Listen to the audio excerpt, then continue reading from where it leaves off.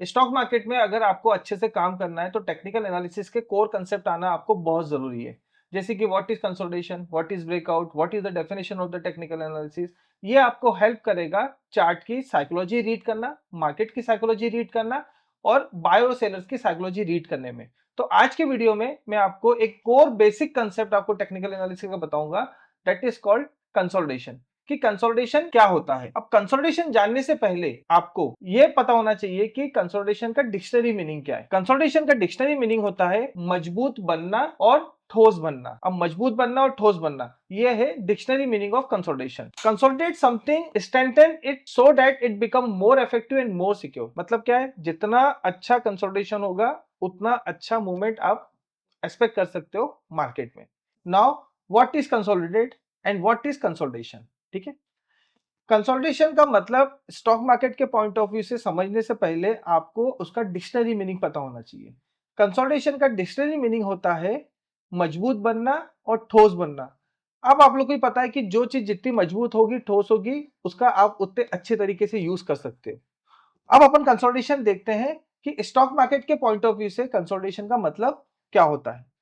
अब कंसोलिडेशन आपको क्या बताता है, जैसे कि आप ये चार्ट देखिए, बट ये अल्ट्राटेक का चार्ट है। एक रेजिस्टेंस लाइन मैंने ड्रॉ करी थी ये वाली, एक ये सपोर्ट लाइन ड्रॉ करी।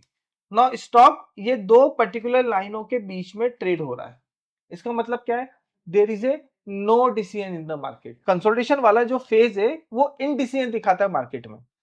इनडिसीजन मतलब there is a tug of war between the buyer and seller is going on, कि बायर भी मार्केट को कमांड नहीं कर पा रहे और सेलर भी मार्केट को कमांड नहीं कर पा रहे। There is a indecision in the market. So consolidation मतलब क्या होता है, अगर कोई स्टॉक कंसोलिडेशन फेज में है तो there is a no decision in the market.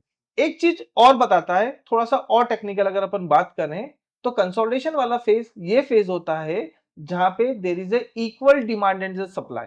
जितनी सप्लाई है उतनी डिमांड है और जितनी डिमांड है उतनी सप्लाई है। क्योंकि कोई भी चीज ऊपर क्यों जाती है, कोई भी स्टॉक ऊपर क्यों जाता है, जब डिमांड हाई होती है। एंड कोई भी चीज नीचे कब आती है, जब सप्लाई हाई होती है। when there is a equal demand and the supply, it's mean that market is in consolidation phase। जो इनडिसीजन है, ये इनडिसीजन डिसीजन में कब कन्वर्ट होता है, जब स्टॉक अगर रेजिस्टेंस लाइन का ब्रेकआउट करे, स्टॉक अगर सपोर्ट लाइन का ब्रेक करे। जैसे कि मैं आप लोग को चार्ट दिखाता हूं, ये stock UltraTech stock consolidation phase में है। इसने सपोर्ट लाइन का ब्रेकआउट दिया और स्टॉक वहां से आया। ओके, इसका मतलब क्या है, there was a indecision in the market. और ये इनडिसीजन डिसीजन में जब कब कन्वर्ट हुआ, जब अल्ट्राटेक ने सपोर्ट लाइन का ब्रेकआउट दिया।